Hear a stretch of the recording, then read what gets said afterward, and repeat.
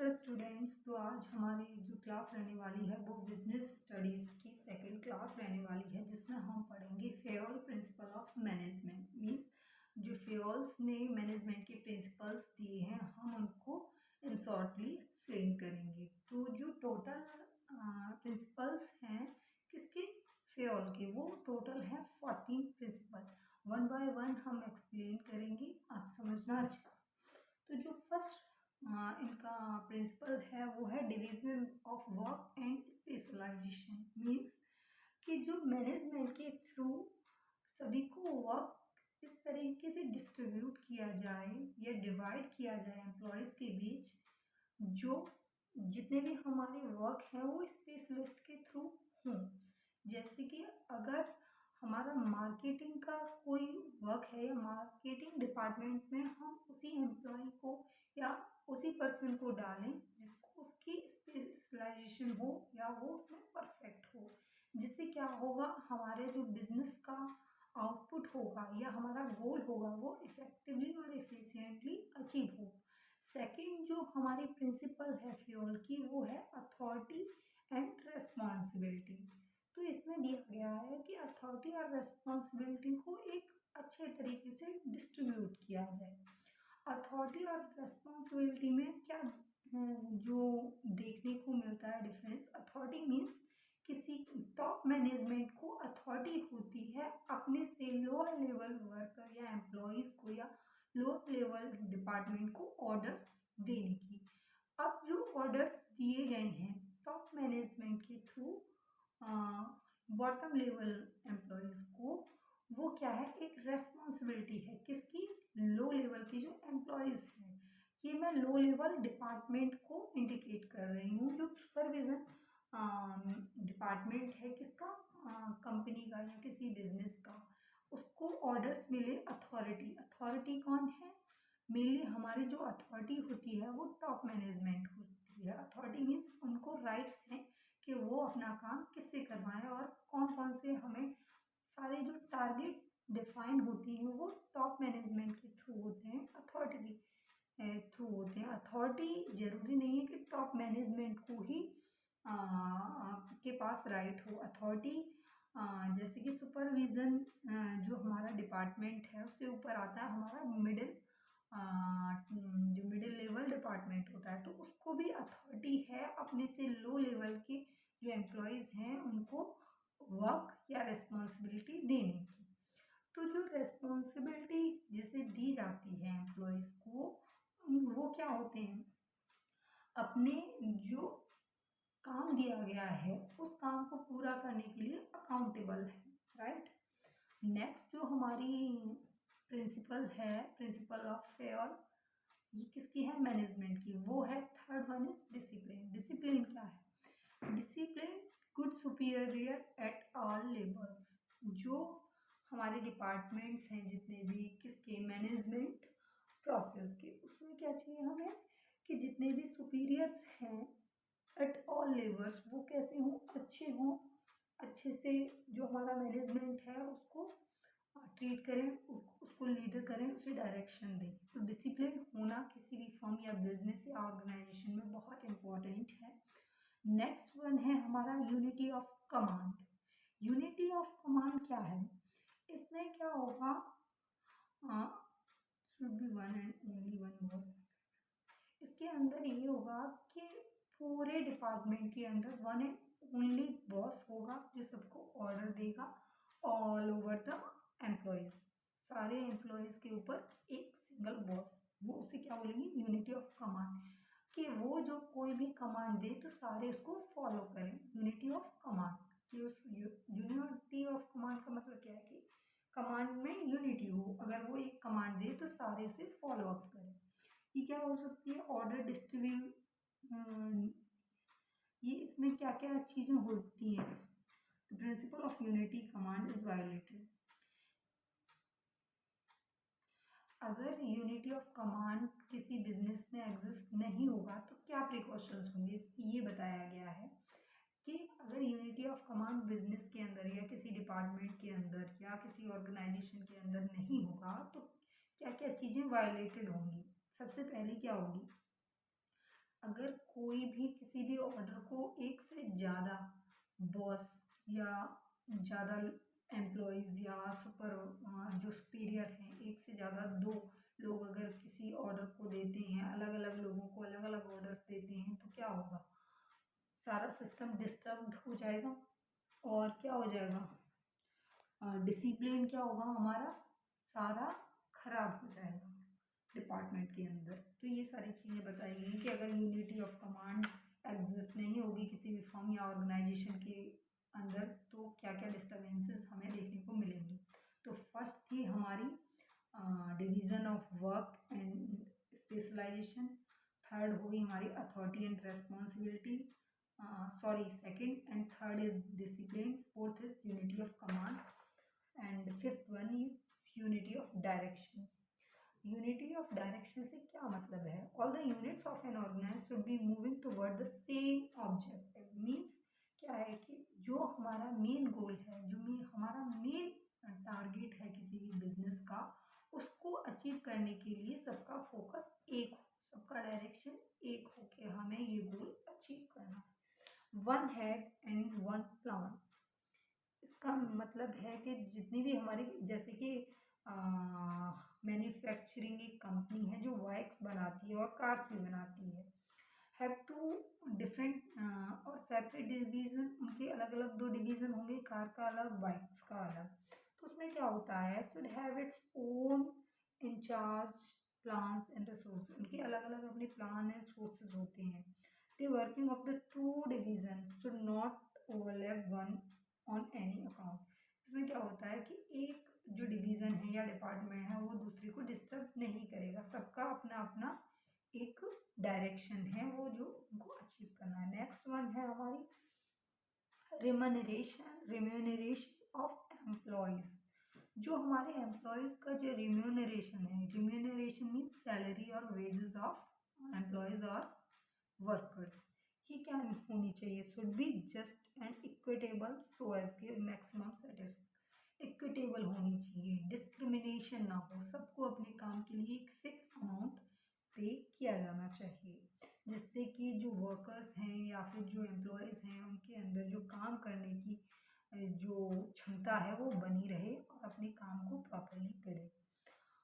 Next one है हमारा centralisation and decentralisation. Centralisation में क्या होता है, जो मेन अथॉरिटी होती है, मेन अथॉरिटी ऑफ मैनेजमेंट, वो सारे डिसीजंस लेती है और पूरा डिपार्टमेंट, पूरा ऑर्गेनाइजेशन उसको फॉलो अप करता है। क्या होता है सेंट्रलाइजेशन में, जो टॉप मैनेजमेंट होता है वो सारे डिसीजंस खुद लेता है और फॉलो करवाता है बाय द पीपल और by the employees of the company on the form. Decentralisation में क्या होता है, delegation of authority throughout the all levels of the organisation.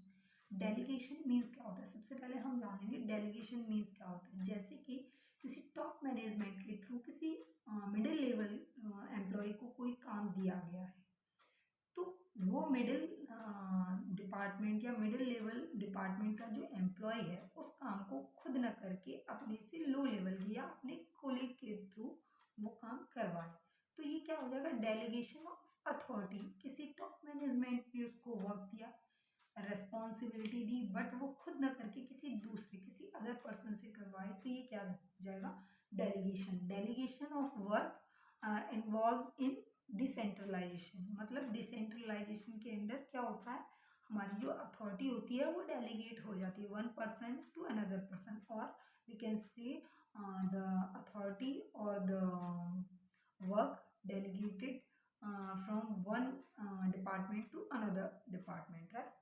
तो ये हमने पढ़ लिया सेंट्रलाइजेशन एंड डिसेंट्रलाइजेशन। सेंट्रलाइजेशन में टॉप मैनेजमेंट के थ्रू डिसीजंस लिए जाते हैं और फॉलो किए जाते हैं all over the organization by the employees of the company or by the all departments of the company or the organization, right।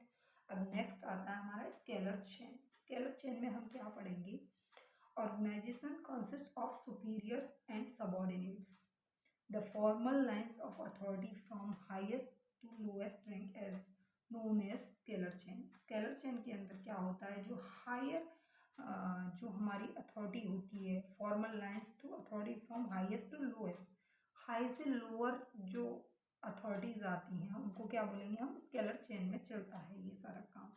जैसे कि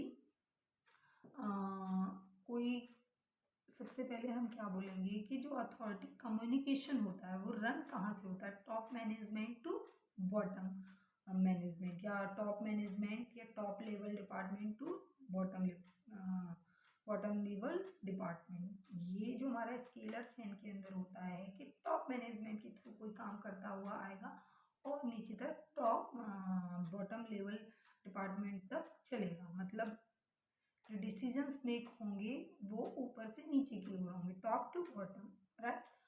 तो इसके अंदर क्या होता है, जैसे अगर कोई अगर हम अकॉर्डिंग टू फेयोल, ये सारी प्रिंसिपल्स किसके चल रहे हैं, फेयोल के प्रिंसिपल चल रहे हैं। इसमें अगर बोलूँ मैं कि अ वर्कर कैन नॉट, इसमें क्या होता है, कोई भी वर्कर जो लोअर लेवल डिपार्टमेंट का है वो डायरेक्टली सीईओ, जो कि टॉप मैनेजमेंट का एम्प्लॉय नहीं बोलेंगे, सुपीरियर है वो, बट है तो एम्प्लॉय ऑर्गेनाइजेशन का। अगर कोई लो लेवल या फिर सुपरवाइजरी डिपार्टमेंट का कोई वर्कर है वो डायरेक्टली सीईओ से, कंपनी के हेड से बात नहीं कर सकता, कोई उससे डिस्कशन नहीं कर सकता, चाहे वो ऑर्गेनाइजेशनल कोई भी डिस्कशन नहीं कर सकता किसी टॉप मैनेजमेंट से। कौन, जो लो लेवल या सुपरवाइजरी डिपार्टमेंट का एम्प्लॉय है। ये किसके अंदर होगा, स्केलर चेन के अंदर।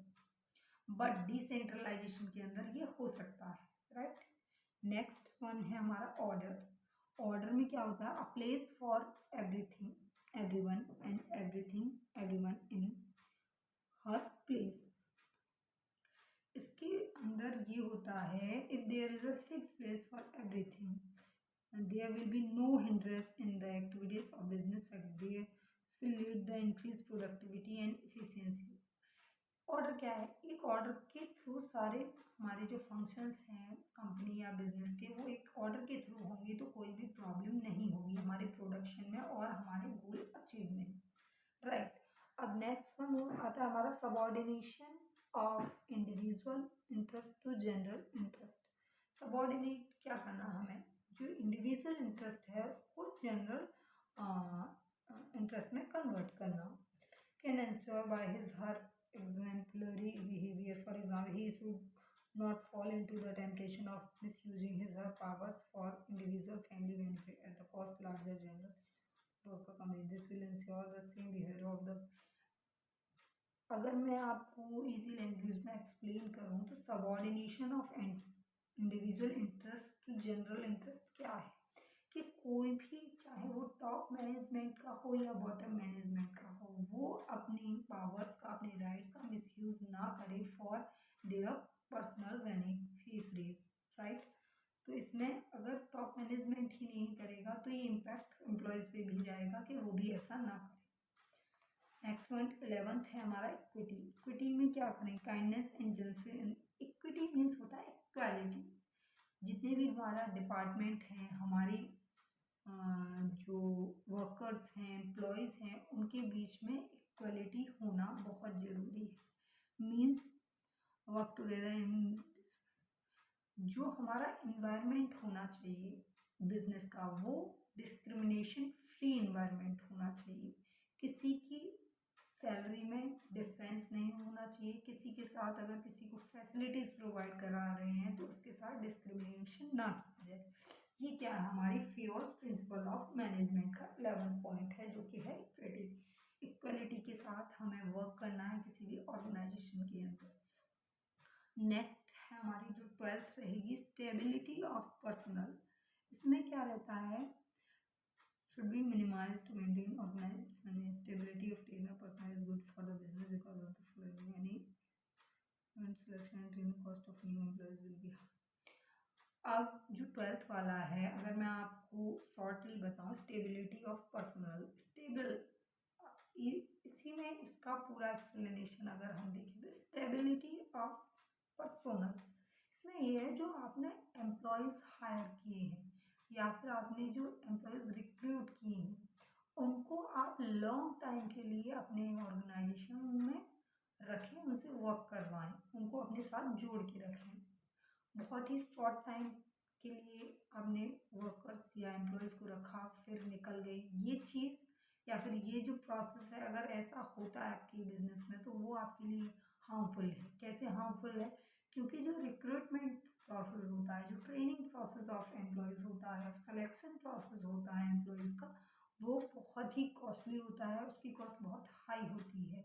इसीलिए जो हमें पर्सनल मीन्स एम्प्लॉयज़ जितने भी वर्क कर रहे हैं ऑर्गेनाइजेशन के अंदर, उनको क्या रखना है? हमें स्टेबल रखना है, क्योंकि उन पर बहुत खर्चा किया हुआ था रिक्रूट करने में, सिलेक्शन करने में, उनको ट्रेनिंग प्रोवाइड कराने में। इसलिए और 13 है हमारा initiative. Initiative means self motivation मिलता है। इनिशिएटिव क्या क्या हो सकते हैं? without being asked to do another, it means taking the first step with the calling the players or should be encouraged to make execute plan with the prescribed system whereby initiative suggestion। इसमें क्या होता है? Initiative हमें रखने चाहिए companies के अंदर, जिससे कि जो वर्कर्स हैं या फिर जो एम्प्लॉयज़ हैं उनका जो मोटिवेशन है towards the goal of the organisation वो बना रहे। नेक्स्ट वन जो लास्ट है हमारा एस्पिरेट डे कॉप्स। इसका मतलब क्या है? Means unity is strength. हमें अपने सारे डिपार्टमेंट्स की, चाहे वो टॉप मैनेजमेंट हो या लो लेवल डिपार्टमेंट हो या हमारा मिडिल डिपार्टमेंट हो, उस सब के साथ हमें क्या रखनी है? यूनिटी। यूनिटी किस किस के थ्रू होती है? कम्युनिकेशन के थ्रू हो सकती है, लीडरशिप के थ्रू हो सकती है। तो ये सारी चीज़ें हमें बनाए रखनी है अपनी कंपनी के अंदर, जिससे कि हमारा जो गोल है, जो टारगेट है, वो इफ़िशिएंटली और इफेक्टिवली अचीव हो जाए। अगर यूनिटी नहीं होगी किसी भी डिपार्टमेंट में, किसी भी ऑर्गेनाइजेशन के अंदर, तो हमारा जो गोल है वो इफिशिएंटली और इफेक्टिवली अचीव हो ही नहीं सकता। तो ये सबसे इम्पॉर्टेंट पार्ट है किसी भी बिजनेस को रन करने के लिए, जो कि मैनेजमेंट का बहुत ही इम्पॉर्टेंट प्रिंसिपल ऑफ फेयोल है, जो कि है spirit de corps. Promote team spirit of unity and harmony among employees. Employees के बीच में क्या रखना है? हमें हार्मनी रखनी है, यूनिटी रखनी है, जिससे कि हम अपना टीम वर्क कर सकें। तो ये सारी हमने जो प्रिंसिपल्स थी वो किसकी पढ़ी? फेयोल्स प्रिंसिपल ऑफ मैनेजमेंट, जो कि थी टोटल 14 थी। एक बार फिर से रिवाइज करा देती हूँ। पहली थी division of work and strength, second थी हमारी authority and responsibility, third one is discipline, fourth हमारी यूनिटी ऑफ कमांड थी, फिफ्थ है यूनिटी ऑफ डायरेक्शन, सिक्स्थ है subordination of individual interest and to general interest, seventh है remuneration of employees, eighth है centralisation and decentralisation, ninth है scalar chain and tenth है order, 11th है equity, 12th है हमारी स्टेबिलिटी पर्सनल, 13th है initiative, 4th है स्पिरिट डे कॉप्स। ये सारी हमारी प्रिंसिपल हैं जो कि फेयोल ने दी हैं, किसके लिए? मैनेजमेंट के लिए। तो इसीलिए हम क्या बोलते हैं इनको? Fayol's principle of management. These principles are very important for the examination of 12th board examination। आप चाहें तो इनको वन बाय वन रीड करके एक्सप्लेन कर सकते हैं, क्योंकि ये इनमें से एक या दो क्वेश्चन बनता ही बनता है, तो प्लीज़ प्रिपेयर करके जाएं। All the best for your board examination and thanks for watching. अगर आपको इस तरह की वीडियोज़ अच्छी लगती हैं तो आप कमेंट कर सकते हैं।